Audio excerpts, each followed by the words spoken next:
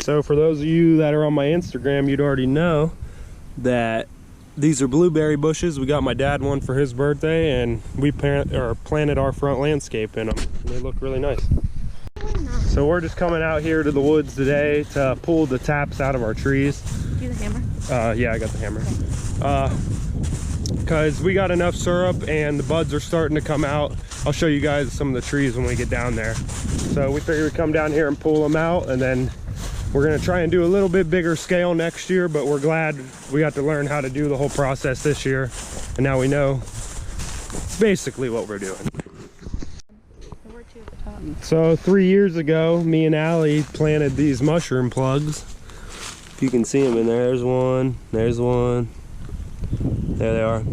And I ordered them from eBay, and we got like 4. Yeah, we got like 4. They were junk. Never again.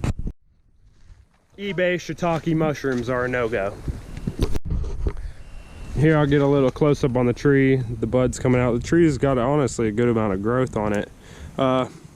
A lot of these we could probably get another week or so out of them, but it's been really warming up here. Today's actually not. Today's really cold. We picked the coldest day to freaking come out here. But well, we'll just get them pulled here. I'll show you guys some footage. So Spencer mentioned that we could probably get another week or 2 out of the trees and get some sap and stuff, but I didn't want it to affect our flavor. We got a decent amount for it being our first year. This year, actually, we got a great 2.5 amount. gallon, 3 gallons. Only off 13 trees, so. Yeah, so it actually turned out really great. So I'm not upset about it, but I didn't want it to affect the taste of the sap. When the trees start to bud, because our weather's been kind of weird lately, they have started to bud, and I didn't want it to give it that bitter taste. A lot of stuff I've read and I've seen is once you start to bud and you take the sap from the trees when they do start to bud, it gets really bitter. So you could also taste if it's flowing the day you are out there checking things. Taste it from the tree. If it has kind of a bitter taste, you'll know that it's probably time to take them out.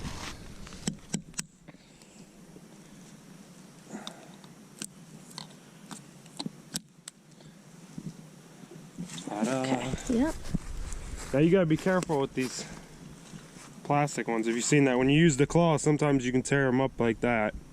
But we're trying to pound them in a little to get them loosened up. But it doesn't always work.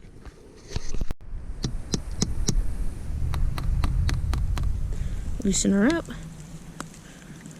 Pull it out. I don't want to break her. There we go. So we took these out for another 2, maybe 3 weeks. Sap will still start to come out, but it'll have that bitter taste that I was talking about. That's okay. These will start to heal up. It'll callus over. A lot of people call it a belly button. When you see it next year, you'll still see the ring, but it'll kind of like callus over a little bit. Got all the taps out of the trees, but we have a little bit of time to explore. Bucksheds. Let's get them going. Is this evidence of deer? No.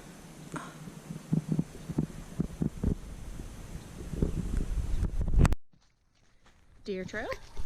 Okay, so where is the best place to find sheds? The most places I found them is in the wide open, but I always check at the rubs too. But I watched this old man, I forget his YouTube channel, but he went out for 5 hours at this one 200-acre farm and found 13 sheds. Ooh. And 10 of them were in the field. Okay, so you can find mostly in open fields, but sometimes you can find them by the rubs. Got it.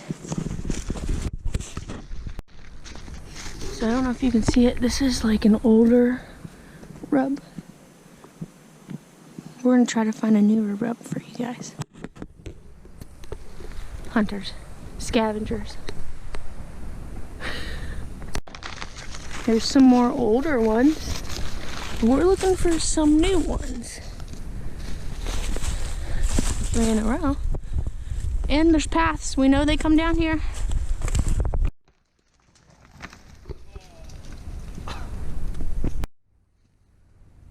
Look at this thing.